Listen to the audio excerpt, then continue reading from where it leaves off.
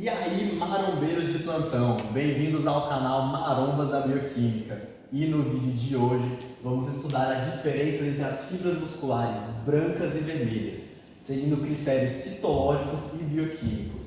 Mas antes de tudo, nós temos que lembrar que as fibras vermelhas, elas são as do tipo 1. Já as fibras brancas, elas são divididas em tipo 2A e 2B. E com isso, bora para a explicação. Roda a vinheta!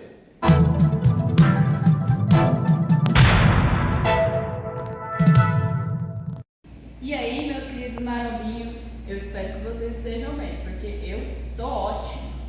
Eu vou falar das fibras musculares vermelhas do tipo 1, também chamadas de fibras lentas ou oxidativas, e vou introduzir os aspectos citológicos.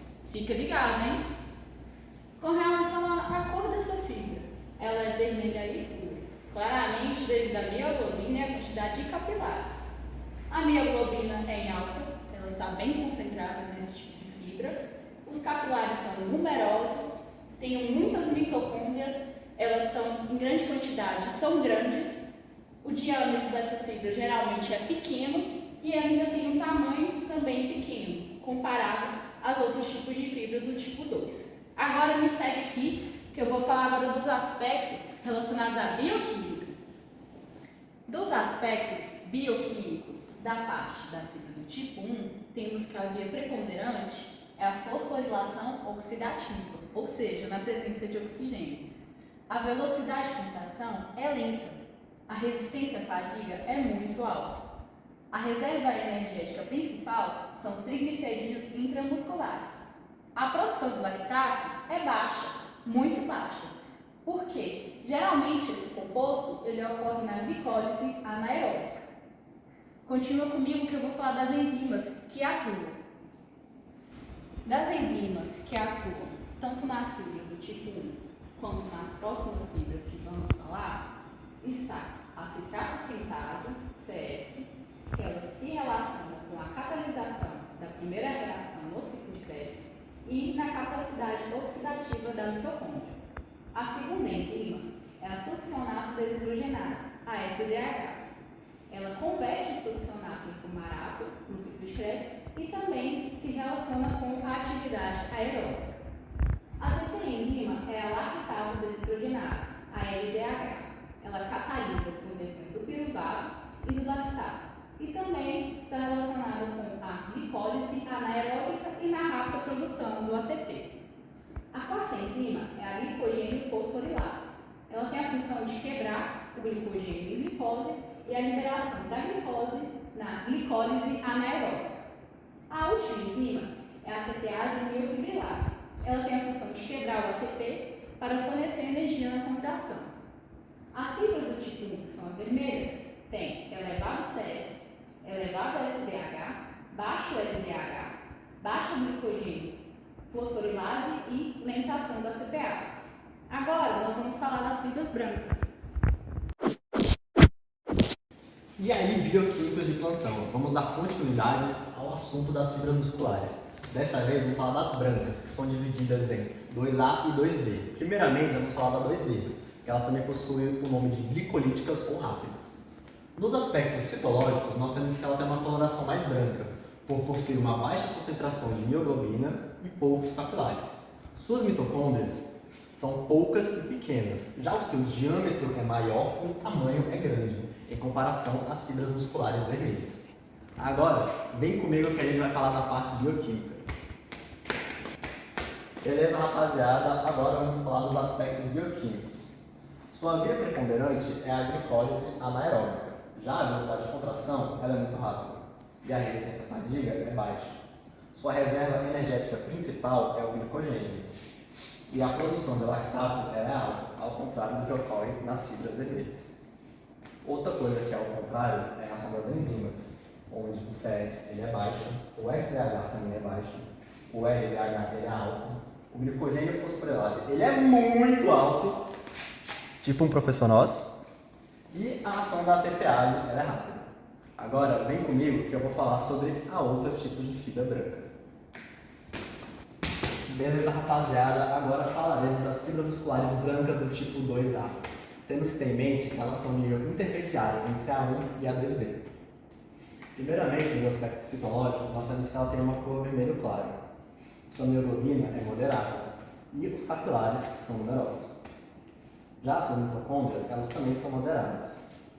Seu diâmetro intermediário e o seu tamanho sendo médio. Agora, vem comigo que eu vou mostrar para vocês os aspectos bioquímicos. Beleza, pessoal? Agora, em relação aos aspectos bioquímicos da tipo 2A, nós temos que sua via preponderante é tanto aeróbica quanto anaeróbica. Sua velocidade de contração é rápida. Sua resistência à fadiga é intermediária alta. Já a sua reserva energética principal é tanto o glicogênio quanto os lipídios. E a sua produção de lactato é moderada. Agora, em relação às enzimas, a CS, SDH e LDH são moderadas. O glicogênio fosforilase ele é alto e a ação da TPase é intermediária. Agora que já vimos isso tudo sobre fibras musculares, vamos para a revisão. E atenção, se liga aí que é hora da revisão. E aí, marombeiro da bioquímica? E marombeiro, beleza? Beleza, a explicação foi muito massa. As fibras tipo 1 elas são vermelhas, por causa da sua grande quantidade de capilares e sua alta concentração de mioglobina. Essa que é uma proteína que armazena oxigênio, que é utilizada pelo metabolismo aeróbico, que só é feito por causa da grande concentração de mitocôndrias. Por isso que essa fibra muscular é mais utilizada em exercício de grande duração, onde a constante liberação de energia é utilizada, como maratonas, além de ajudar na postura. Isso mesmo.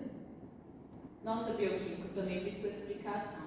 Aí eu entendi porque as fibras do tipo 2B, elas são brancas, pela baixa taxa, tanto de mioglobina quanto de capilares.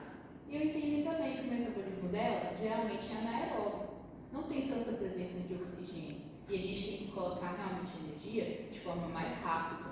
Por isso, a contração dela é muito rápida e a gente utiliza bem para esses exercícios mais explosivos, tipo a musculação e as curtas distâncias. Eu entendi ou não entendi, bioquímico? Arrasou. É nóis. Nossa, então as fibras do tipo 2A, elas são intermediárias entre essas duas, né? Da tipo 1 e a tipo 2B. Estou aqui pensando direito, até porque a gente poderia utilizar ela para fazer, por exemplo, uma atividade de médio esforço mediano, como um crossfit. Você precisa ter explosão, porém, você ainda precisa de ter muita respiração para poder fazer atividade, não é, bioquímico? Arrasou. Agora me bateu uma dúvida. E se eu quisesse, por exemplo, ser fisiculturista de altos rendimentos e ao mesmo tempo eu correr uma maratona, sei lá, de 40, quem sabe 80 km, nem sei se existe. Infelizmente não é assim que funciona a bioquímica. Temos que lembrar que os fatores genéticos têm muito mais relevância do que qualquer treinamento pode te proporcionar. Ah, entendi.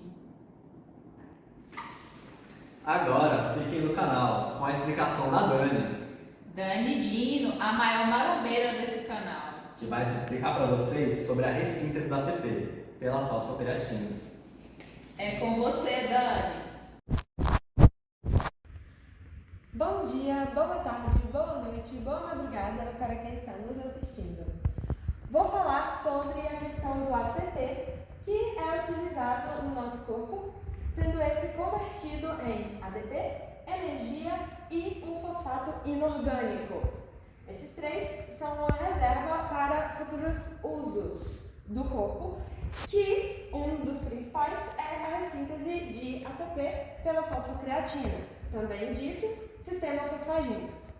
Nesse caso, a ação da creatina fosfato mais o ADP, utilizando uma creatina quinase, nesse caso vai fosforilar esses dois e, consequentemente, eu vou ter a formação de um ATP com uma creatina.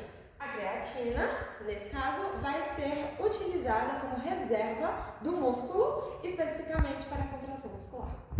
E foi isso, bioquímicos. Agora, ficamos com a importância da creatina, com o João Gabriel e o Arthur Moreira. Existe um suplemento natural que faz toda a diferença na hora dos exercícios. É a creatina. Ela pode ser encontrada em alimentos como peixe e carnes. Na verdade, ela é produzida pelo fígado, mas não em quantidades suficientes para que faça total diferença nos seus exercícios. Os estudos recentes mostram que essa substância é capaz de ajudar no ganho de massa muscular, na recuperação cerebral, na recuperação pós-treino e na proteção das fibras musculares. A dose ideal é de 3 a 5 gramas por dia. Diferente do que muitos pensam, a creatina ela não é um tipo de esteroide. E diferente do que muitos mitos que vêm aí, ela não causa a calvície. Ela é um dos mais estudados do mundo e que pode causar os melhores benefícios para o corpo do ser humano. Seja para melhorar sua saúde a longo prazo ou para melhorar seus ganhos na academia, a creatina vai ser sempre uma grande aliada. Mas lembre-se, se for usar, procure um nutricionista ou um especialista.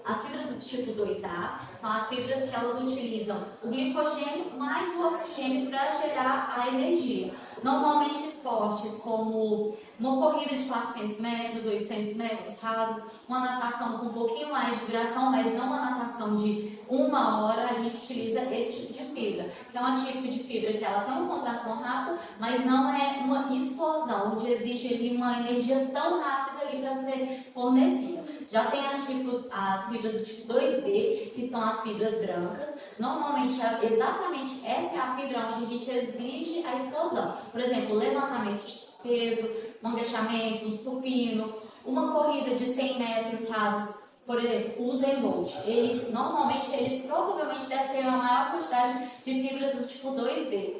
E isso eu falo porque quando ele aposentou da corrida, ele foi jogar futebol. Futebol exige mais da fibra tipo 2A. Então, ele não se deu tão bem. Pode ser por outros motivos, pela correlação motora, mas também acredito que por conta da constituição dele. Pensando em esporte de alto rendimento, as fibras do tipo 2B, para ele, influenciam na melhor performance para ele. Então, assim, realmente, os tipos de fibras que a gente tem no corpo, como a gente deve treiná-las, influenciam muito na forma como o corpo responde.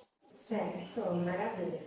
E no treino pesado e rápido, como o corpo consegue energia tão rapidamente? E o que a fosfocreatina tem a ver com isso? Então, o corpo ele consegue energia de forma rápida através do sistema glicolítico. E temos duas formas de conseguir essa energia rápida. Através do sistema fosfogênico, onde há a quebra da fosfocreatina, gerando assim uma ativação do ATP e logo a geração do ATP. Quando a gente tem essa quebra, a creatina, a suplementação da creatina, ela entra aí como uma fonte de estoque de gerar mais fosfocreatina. Então, você tem a creatina, ela atua na maior fonte de fosfocreatina, logo gerando um ADP, logo gerando um ATP maior. Então, assim, a gente consegue ter uma resposta melhor para gerar uma energia. Então, assim, onde você cansaria fazendo 10 repetições no agachamento, agora você vai cansar lá fazendo 15 repetições no agachamento, por conta dessa atuação. Então, é como se você tivesse um estoquezinho a mais de fosfocreatina para gerar energia lá no final do seu treino. Então, ele se utiliza muito nessa área. Na hora que você utiliza a creatina, por exemplo, também quando você faz uma corrida de 400 metros, provavelmente você iria cansar ali nos 200 metros, mas você faz a utilização de uma creatina, muito provavelmente você vai conseguir correr os 400 sem tanto cansaço no final do treino. E tem a via glicolítica, onde a gente gera energia através do oxigênio e da glicose. Certo.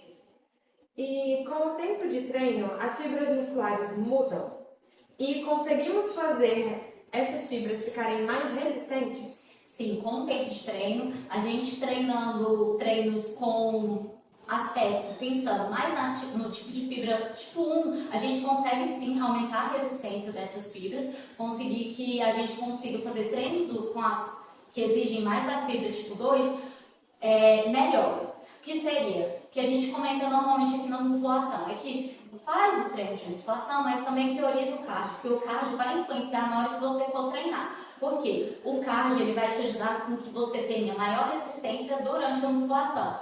Que antigamente uma pessoa que só treina força, só faz musculação, ela faz de 8 a 10 repetições ali sofrida e ela precisa de 2 minutos para se recuperar. Às vezes é uma pessoa que treina do mesmo treino de força, mas ela faz meia hora de treino de cardio, ela vai exigir aí 1 minuto, 40 segundos para ter uma recuperação para fazer novamente a nova série. Então assim, o treino de resistência, então, o treino aeróbio, isometria, treino de longa duração, por exemplo, 42 km, 21 km, também se otimiza na ajuda, na resistência para o treino de força. Então assim, a gente consegue utilizar as fibras do tipo 1 na hora que a gente também for fazer um treino priorizando as fibras do tipo 2.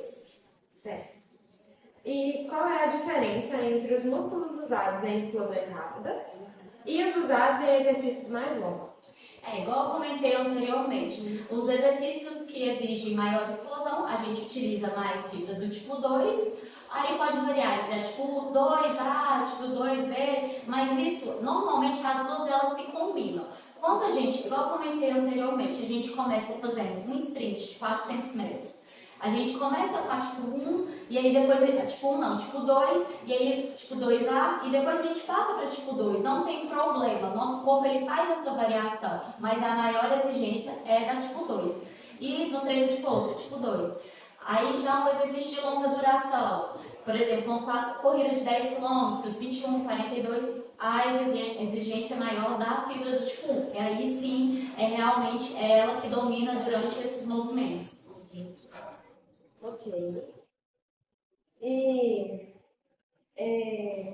quem faz esportes de longa duração, tipo ciclismo, corrida, que você já até comentou antes, também pode se beneficiar tomando a creatina? Essa pergunta ela é meio polêmica, pensando que a creatina ela atua naquele processo que eu falei da fosfocreatina. Então ela atua ali exatamente dando energia para movimentos de explosão, de alta intensidade em curtos espaços de tempo. Pensando em alguém que corre, pedala, nada por longas durações, não há um efeito assim tão visto quanto alguém que faz esporte tipo halterofilismo, powerlift. Eles são melhores benefícios, o uso da creatina contínua tem maior benefício. Porém, normalmente esse pessoal que treina natação, corrida, sempre faz um treino de fortalecimento. Então a gente tem que pensar na recuperação desse atleta após o treino de fortalecimento. Muitas vezes tem atletas que eles não dosam o treinamento e aí quando vão treinar o esporte específico dele, como a corrida, fazem um treino de força muito pesado, quando chega para correr não consegue correr a quantidade que estava proposta porque quebrou, faltou um pouco de energia. Se talvez ele utilizasse a creatina, essa creatina iria suprir um pouco, então a recuperação dele seria melhor aqui no treino de força, logo ele conseguiria treinar melhor na corrida. Mas a creatina em si, pensando só na corrida, talvez ela não teria esse benefício 100% que tem no treino de força. Certo. E é possível treinar os músculos para aguentar mais tempo antes de cansar? E que tipo de treino faz isso? Igual eu comentei anteriormente na questão dos exercícios de resistência, como que a gente consegue as fibras ficarem mais resistentes. Exatamente isso. Então, fazendo treinos HIIT ajuda muito, então é um treino onde a gente eleva a frequência cardíaca, desce a frequência cardíaca. Então, a gente exige das fibras do tipo 2, mas quando ele tem uma duração de 20, 30 minutos, a gente já começa a exigir da fibra do tipo 1. Então a gente vai fazendo essa alteração e logo melhorando a resistência. Além disso, uma corrida de longa duração, que aí exige sim a fibra do tipo 1, mas que leva isso a uma melhora das fibras do tipo 2 durante um treino de potência e explosão. E em treinos como o HIIT, quais músculos são mais usados e a creatina vai auxiliar nesse tipo de treino? Sim, como eu falei agorinha, o HIIT ele é utilizado mais a fibra do tipo 2 e é priorizado a fibra do tipo 2. Mas com o HIIT, por exemplo, um protocolo onde exige um tiro de 1 km para 500 metros de descanso aí. A gente começa usando sim a fibra do tipo 2, mas se esse HIIT aí for durar 10 km, então não tem como o nosso corpo aguentar ficar tanto tempo utilizando apenas a fibra do tipo 2, porque ela precisa um pouco mais de energia e a gente acaba pedindo auxílio do oxigênio aí para melhor treinar por tanto tempo. Aí a creatina ela entra aí no HIIT como uma fonte de energia a mais, para que você consiga durar mais também nesses tiros. Certo. E as pessoas com mais músculos de força respondem melhor à creatina do que aqueles com músculos que são voltados mais para a resistência? Não tem evidência com relação à creatina e a pessoa que tem mais fibras do tipo 2 ou mais fibras do tipo 1. A gente só tem a resposta de que a creatina ela atua em esportes de curta duração, movimentos de curta duração, com explosão e alta intensidade. Agora, se a pessoa tem mais fibras do tipo 2 ou tem mais fibras do tipo 1, ela tem uma resposta melhor à creatina, isso ainda não foi encontrado, é algo a ser verificado. E, por último, entender como o corpo produz energia durante o exercício pode ajudar a montar treinos melhores para evitar o cansaço rápido? Com certeza. Por exemplo, quando a gente pensa em pessoas que gostam de treinar força, pensando no gosto de um aluno, de alguém que quer treinar ali um atleta, ele gosta de treinar força. Então, será se ele tem mais fibras do tipo 2 para fazer esse estilo de treinamento? Se ele já treina há muito tempo, muito provavelmente sim, ele tem mais fibras do tipo 2. Então, por que eu iria colocar essa pessoa para fazer um agachamento com uma carga alta, 6 a 10 repetições, um intervalo longo? Por que eu iria quebrar esse intervalo dele e iria colocar ele para fazer um tricep, colocar 3 exercícios? Então aí eu já iria começar a exigir a fibra do tipo 1, porque ele não vai ter um tempo de descanso, não vai ter um tempo de recuperação, ele vai estar ali em constante atividade ali do corpo dele. Então assim, é importante sim a gente entender as fibras que a gente possui no nosso corpo, como o corpo funciona fisiologicamente, bioquimicamente, para que a gente prescreva, principalmente adequado para que aquele cliente não se sinta, aquele aluno não se sinta tão fadigado durante o treino e também não quebre durante uma corrida, igual a gente comentou anteriormente. Se um atleta de alta performance faz um treino muito pesado na musculação, muito provavelmente ele vai quebrar lá numa corrida de alta performance. Principalmente se eu for pensar um atleta que for fazer uma competição. Por exemplo, ele vai ter uma competição no final de semana. E aí, no treino dele, tem 2 dias de treino de musculação. E ele treina muito pesado esse treino, provavelmente vai trabalhar no dia da corrida dele por conta dessas questões das fibras, das recuperações. E aí, talvez entraria assim, a creatina como uma fonte de recuperação para esse atleta. Certinho. Obrigada. Muitíssimo obrigada pelo seu tempo, Gabi. Eu agradeço por responder as nossas perguntas. E aí?